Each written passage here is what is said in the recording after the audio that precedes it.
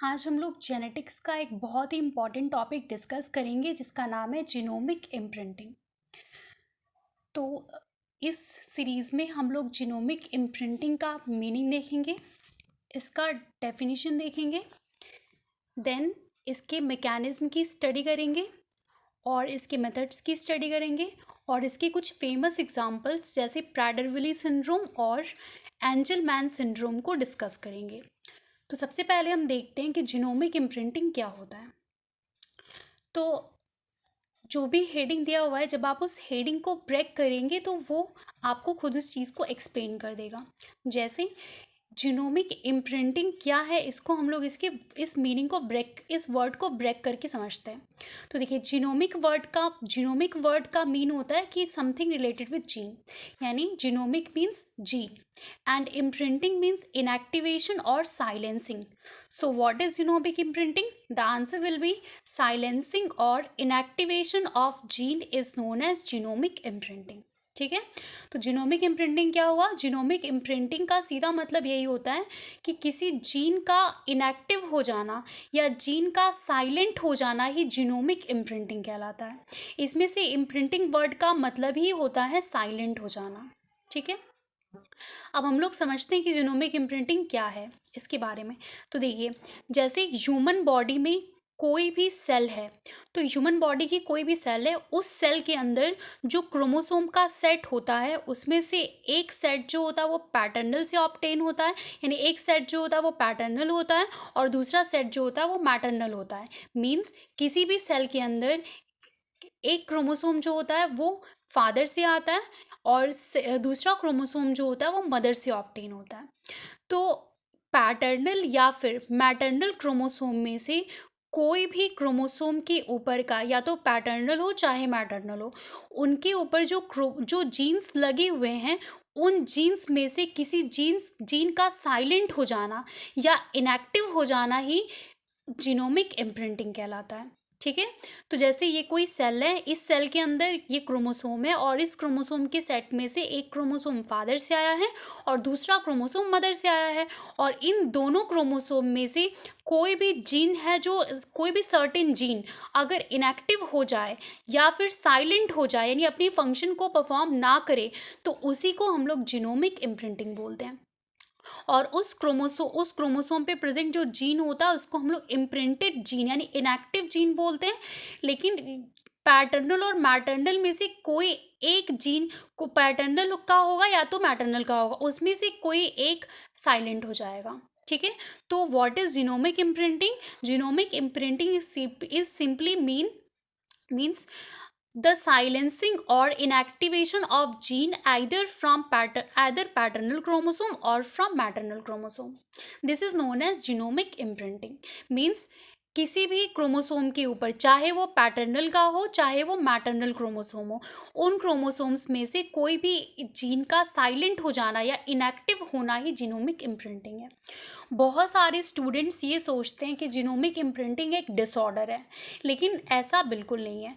Genomic imprinting is a normal phenomenon and it may be associated with disease when defect occurs in genomic imprinting. Means यदि genomic imprinting में, देखिए, normally तो ये है कि genomic imprinting एक normal phenomenon है जो हर सेल के क्रोमोसोम्स के अंदर, जो मैक्सिमम सेल्स के क्रोमोसोम के अंदर होता है।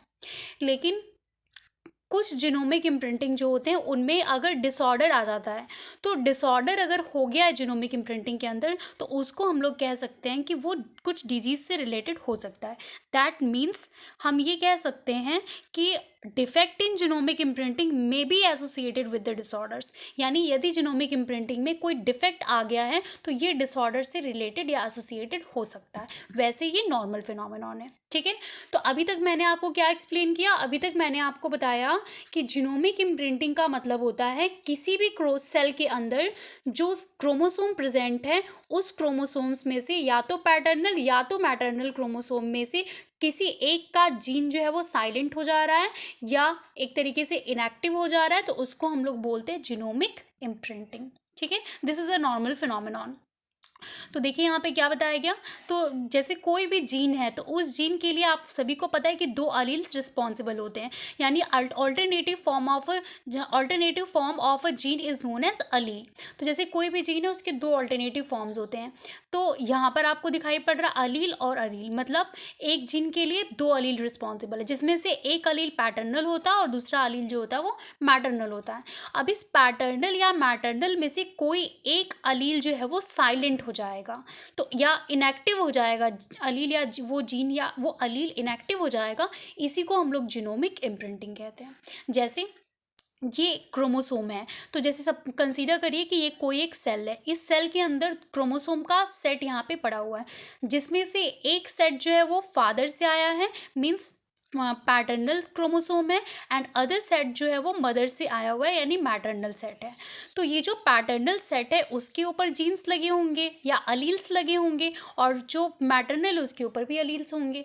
तो जैसे सपोज करिए कि कोई एक जीन है जिसका नाम ए है, और आपको बताया था हमने कि एक जीन के दो ऑल्टरनेटिव फॉर्म्स होते हैं जिसको हम अलील कहते हैं। तो यहाँ पर एक जीन ए है और इस जीन के दो फॉर्म्स यहाँ पे प्रेजेंट है और दो अलील्स हैं, मतलब एक अलील इस पैटर्नल पे प्रेजेंट है और दूसरा अलील जो है वो मैटरनल क्रोमोसोम पे प्रेजेंट है। तो देखिए ये जीन ए है और ये हमने यहाँ पे लिखा हुआ है पैटर्नल अलील जो पैटर्नल क्रोमोसोम पे प्रेजेंट है, और दूसरा हमने यहाँ पे दिखाया ये मैटरनल अलील है जो कि मदर के क्रोमोसोम पे या मैटरनल क्रोमोसोम पे प्रेजेंट है। सेम टू सेम यहाँ पर देखिए क्रोमोसोम, यहाँ पर जीन बी है और इस जीन का भी दो ऑल्टरनेटिव फॉर्म्स होगा जिसको हम अलील बोलेंगे। तो इस जीन बी का एक अलील जो है वो पैटर्नल क्रोमोसोम पे है और दूसरा अलील जो है वो मैटरनल क्रोमोसोम पे है। तो इसमें से देखिए जो जीन ए यहाँ पर प्रेजेंट है इसका जो दो अलील हमने बताया, एक पैटर्नल एक मैटरनल है, जिसमें से कोई एक अलील, यानी कौन सा अलील, तो पैटर्नल का, यानी पैटर्नल क्रोमोसोम पे प्रेजेंट एक अलील जो है वो इम्प्रिंटेड हो गया। इम्प्रिंटेड होने का सीधा मतलब ये है कि ये साइलेंट हो गया या इनएक्टिव हो गया, मीन्स जिस काम के लिए ये बना था वो अपना काम परफॉर्म नहीं कर रहा है, तो ये इनएक्टिव हो गया। वहीं पर जो दूसरा वाला अलील है जो मदर पे प्रेजेंट है, मैटरनल अलील पे प्रेजेंट है, मैटरनल क्रोमोसोम पे प्रेजेंट है मैटरनल अलील, वो फंक्शनल है, वो काम कर रहा है। तो एक जीन का जो दो ऑल्टरनेटिव फॉर्म्स है उसमें से एक इनएक्टिव हो गया लेकिन दूसरा एक्टिव है, तो इसमें से इस फिनोमिनॉन को हम लोग जीनोमिक इम्प्रिंटिंग बोलते हैं। ठीक है, यानी किसी भी सेल के अंदर जो क्रोमोसोम्स प्रेजेंट हैं उस क्रोमोसोम के सेट में कोई भी एक जीन के जो दो अलील्स होते हैं उसमें से एक अलील इनएक्टिव हो गया या साइलेंट हो गया लेकिन दूसरा फंक्शनल है, तभी ये जीनोमिक इम्प्रिंटिंग नॉर्मल कहलाएगा। यदि ऐसा होता है कि एक अलील साइलेंट है ऑलरेडी और दूसरा भी किसी वजह से साइलेंट हो गया या इनएक्टिव हो गया, तो इसका सीधा मतलब ये है कि इस जीनोमिक इम्प्रिंटिंग फिनोमिनॉन में कोई डिफेक्ट आ चुका है। और अगर ऐसा कुछ हुआ, डिफेक्ट आया, यानी दोनों अलील अगर साइलेंट हो गए तो वो पूरा का पूरा जीन ही साइलेंट हो गया, और जीन ही साइलेंट हो गया इसका सीधा मतलब ये कि ये डिफेक्ट, कुछ ना कुछ डिफेक्ट जरूर क्रिएट करेगा। ठीक है, तो इस तरीके से आपको समझ में आया कि जब भी जीनोमिक इम्प्रिंटिंग होगा, बताया आपको हमने कि genomic imprinting is a normal phenomenon, ये नॉर्मल फिनोमिनॉन है, बट यहाँ पर ये है कि सिर्फ एक ही अलील इनएक्टिव होना चाहिए, दूसरा अलील जो है वो एक्टिव हो। ठीक है, दो मतलब एक जीन के जो दो अलील से उसमें से एक इनएक्टिव हो लेकिन दूसरा ऑलवेज एक्टिव हो, तभी ये नॉर्मल जीनोमिक इम्प्रिंटिंग कहलाएगा। यदि ऐसा है कि दोनों अलील्स इनएक्टिव हो गए then this will related with some abnormalities, तब ये नॉर्मल जीनोमिक इम्प्रिंटिंग नहीं है, तब इसको हम लोग एबनॉर्मल जीनोमिक इम्प्रिंटिंग बोलेंगे। ठीक है, तो देखिए यहाँ पे क्या दिखाया गया कि अब सेकेंड बी वाले में, सेकेंड जीन में देखिए क्या बताया गया, ये सेकेंड जीन है बी, इसमें क्या दिख रहा है, इस पे भी दो अलील्स हैं, एक अलील पैटर्नल क्रोमोसोम पे प्रेजेंट है और दूसरा अलील मैटरनल क्रोमोसोम पे प्रेजेंट है। अब यहाँ पे देखिए क्या हो रहा है, जो पैटर्नल क्रोमोसोम पे प्रेजेंट जो अलील है वो फंक्शनल है, वो काम कर रहा है, अपना फंक्शन परफॉर्म कर रहा है।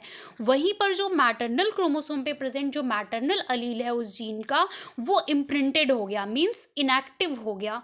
तो उस कंडीशन में अगर ये इनएक्टिव हो गया, इसका सीधा मतलब ये है कि ये काम नहीं करेगा, ये नॉन फंक्शनल हो गया। तो अब ये एक फंक्शनल है और दूसरा नॉन फंक्शनल, तो ये भी क्या है, नॉर्मल जीनोमिक इम्प्रिंटिंग है। लेकिन ऐसा कुछ हो जाए कि ये तो ऑलरेडी नॉन फंक्शनल है और ये भी अगर नॉन फंक्शनल हो गया, then this will associated with some disorder, यानी अब ये किसी न किसी डिसऑर्डर से एसोसिएटेड है, अब हम इसको जीनोमिक इम्प्रिंटिंग नहीं बोलेंगे। ठीक है, तो इस तरीके से आपको हमने क्या एक्सप्लेन किया, आपको हमने बताया कि genomic imprinting is a normal phenomenon. ये एक सामान्य फिनोमिनॉन है जिसमें एक जीन से रिलेटेड जो दो अलील्स हैं उसमें से एक अलील, कोई भी एक अलील जो है वो इनएक्टिव यानी इम्प्रिंटेड हो जाएगा, लेकिन दूसरा अलील जो है वो फंक्शनल होगा, तभी ये जीनोमिक इम्प्रिंटिंग नॉर्मल कहलाएगा। यदि दोनों अलील्स इनएक्टिव हो गए, नॉन फंक्शनल हो गए, तो इसका सीधा मतलब ये है कि अब ये जीनोमिक इम्प्रिंटिंग के साथ कोई ना कोई एबनॉर्मेलिटी जुड़ चुकी है। ठीक है, अब हम लोग देखते हैं जीनोमिक इम्प्रिंटिंग का डेफिनेशन, कि जीनोमिक इम्प्रिंटिंग को कैसे डिफाइन करें। तो देखिए डेफिनेशन क्या है, differential inactivation of either maternal or paternal allele is known as genomic imprinting. तो जीनोमिक इम्प्रिंटिंग क्या होता है, जीनोमिक इम्प्रिंटिंग का सीधा मतलब होता है कि या तो मैटरनल या तो पैटर्नल, इन दोनों में से कोई भी एक अलील का इनएक्टिव होना। ठीक है, मैटरनल क्रोमोसोम का अलील या तो पैटर्नल क्रोमोसोम का अलील, दोनों में से कोई एक इनएक्टिव होगा तो उसको हम लोग जीनोमिक इम्प्रिंटिंग बोलेंगे। आगे क्या बताया गया, functional Aleel is inherited from one parent only, यानी जो फंक्शनल अलील है वो किसी एक पेरेंट से इनहेरिट हो रहा है। तो देखिए यहाँ पर इस जीन का ये तो इम्प्रिंटेड इनएक्टिव है, लेकिन दूसरा वाला जो है वो इनहेरिटेबल होगा, यानी एक ही फंक्शनल अलील जो है वो इनहेरिट होगा, एक पीढ़ी से दूसरी पीढ़ी में जाएगा। This is known as genomic imprinting. अब आगे क्या बताया गया, this is a normal phenomenon. बताया था आपको हमने जीनोमिक इम्प्रिंटिंग जो है वो एक नॉर्मल फिनोमिनॉन है। जो अब इसमें भी आपको समझना है कि जीनोमिक इम्प्रिंटिंग में एक जीन के ऊपर प्रेजेंट एक क्रोमोसोम के ऊपर प्रेजेंट सारे जीन इनएक्टिव नहीं होते हैं, बल्कि केवल सर्टेन जीन ही क्रोमोसोम के ऊपर के इनएक्टिव होते हैं। यानी किसी क्रोमोसोम के ऊपर जो लगे हुए जीन का सेट है उसमें से केवल कुछ ही जीन जो है वो जीनोमिक इम्प्रिंटिंग को शो करते हैं। ठीक है, ऐसा नहीं है कि सारे जीन जो हैं वो जीनोमिक इम्प्रिंटिंग को शो करें, ये सर्टेन क्रोमोसोम पे प्रेजेंट सर्टेन जीन ही जीनोमिक इम्प्रिंटिंग को शो करता है। ठीक है, आगे देखते हैं इसका मैकेनिज्म, कि अब यहाँ पर आपने समझा कि एक अलील जो है वो इनएक्टिव हो जा रहा है, साइलेंट हो जा रहा है, तो जिसको हम लोग जीनोमिक इम्प्रिंटिंग बोल रहे हैं। तो ये कैसे हो जा रहा है, यानी ऐसा क्या हो जा रहा है अलील्स के अंदर जिससे वो इनएक्टिव हो जा रहे हैं, उसकी मैकेनिज्म आपको समझनी है। तो यहाँ पे देखते हैं मैकेनिज्म ऑफ जीनोमिक इम्प्रिंटिंग, यानी क्या इसकी क्रियाविधि है। तो देखिए, most common mechanism of genomic imprinting will be epigenetics. This is important term. ठीक है, यानी जीनोमिक इम्प्रिंटिंग का सबसे इम्पॉर्टेंट मैकेनिज्म, सबसे ज़्यादा जो जीनोमिक इम्प्रिंटिंग होता है, यानी इसका कारण क्या है जीनोमिक इम्प्रिंटिंग का, तो इसका सबसे बड़ा कारण है एपीजेनेटिक्स। ठीक है, एपीजेनेटिक्स क्या होता है, तो देखिए एपी का मतलब यहाँ पर एबव होता है और जेनेटिक्स का मतलब जीन। देखते हैं इसका डेफिनेशन क्या है, hereditary chemical modification of DNA or histone is known as epigenetics. यानी what is epigenetics, the answer will be hereditary modification of DNA or histone, यानी हिस्टोन का या फिर डीएनए के अंदर कोई केमिकल मॉडिफिकेशन हो जा रहा है तो उसको हम लोग एपिजेनेटिक्स बोलते हैं।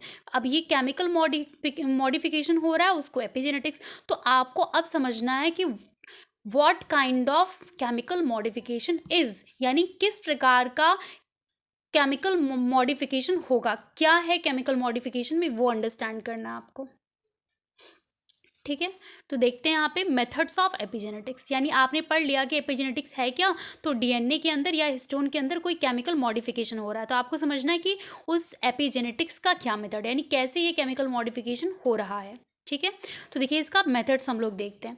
मेथड्स में क्या बताया जा रहा है कि the most common method of epigenetics is the methylation of DNA or histone, यानी जो एपिजेनेटिक्स का जो मोस्ट कॉमन मेथड है वो डीएनए का मिथाइलेशन है, डीएनए मिथाइलेशन है, और या फिर हिस्टोन का मिथाइलेशन है। ठीक है, डीएनए का मिथाइलेशन हो जाए या तो हिस्टोन का मिथाइलेशन हो जाए, उसको हम लोग बोलते हैं कि ये एपिजेनेटिक्स हो गया। ठीक है, अब मिथाइलेशन क्या है आगे डिस्कस करेंगे।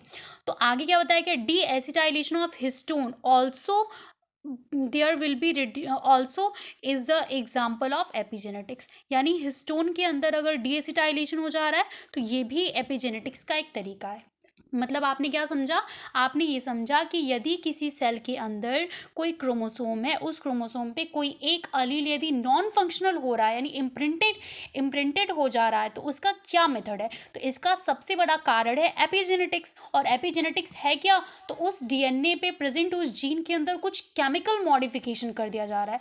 तो वो किस प्रकार का केमिकल मॉडिफिकेशन होता है, तो आंसर होगा कि वो उस केमिकल मॉडिफिकेशन का मतलब होता है डीएनए का मिथाइलेशन या फिर हिस्टोन का डीएसिटाइलेशन। ठीक है, इन दोनों में सबसे जो मोर कॉमन मेथड है वो होगा मिथाइलेशन ऑफ डीएनए यानी डीएनए का मिथाइलेशन।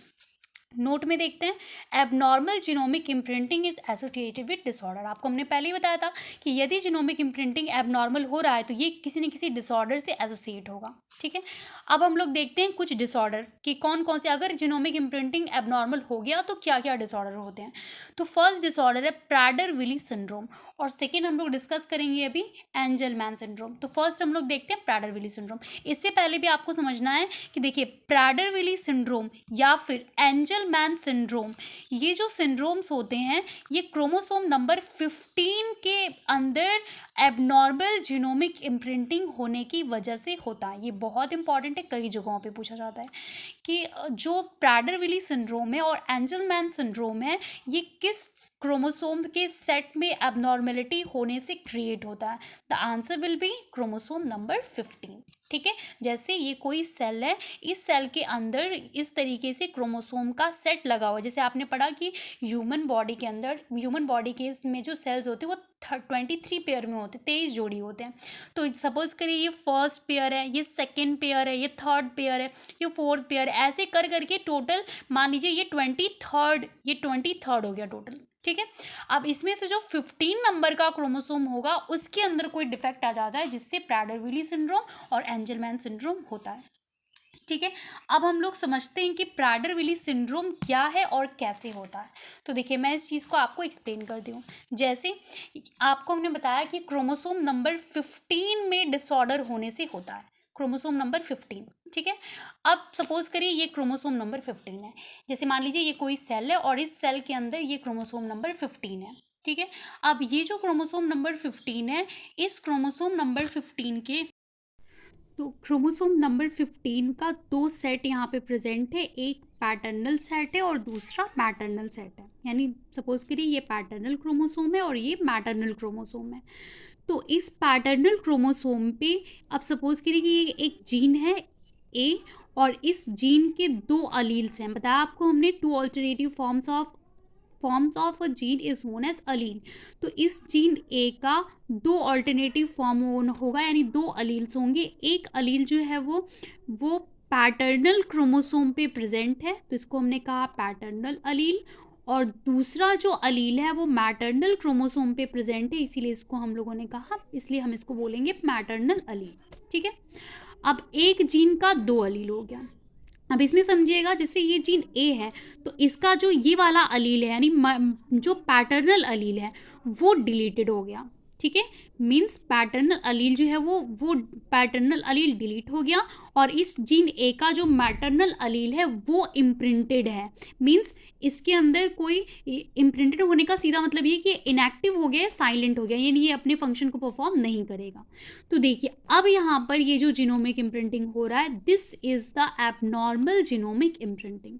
क्यों एबनॉर्मल है? क्योंकि हमने आपको बताया कि जीनोमिक इम्प्रिंटिंग होता तो नॉर्मल है, लेकिन कब नॉर्मल होगा? जब किसी एक जीन के दो अलील्स जो होते हैं उसमें से एक अलील इम्प्रिंटेड हो गया यानी नॉन फंक्शनल हो गया, लेकिन दूसरा अलील फंक्शनल है, तभी वो नॉर्मल जीनोमिक इम्प्रिंटिंग कहलाएगा। लेकिन यदि एक अलील ऑलरेडी इम्प्रिंटेड है, मीन्स इनएक्टिव हो गया, नॉन फंक्शनल हो गया, और अगर दूसरा अलील जो कि फंक्शनल होना चाहिए था वो अलील भी डिलीट हो गया, ठीक है, तब ये जो है वो किसी न किसी डिसऑर्डर से एसोसिएटेड होगा, क्योंकि कहीं ना कहीं ये पूरा जीन ही नॉन फंक्शनल हो गया।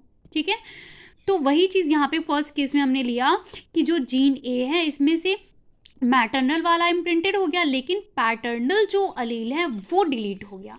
This will be associated with a syndrome which is known as Prader Willi syndrome. और अब ये जो प्रोसेस हो रहा है इससे एक बीमारी होगी जिसका नाम है प्राडर-विली सिंड्रोम। ठीक है।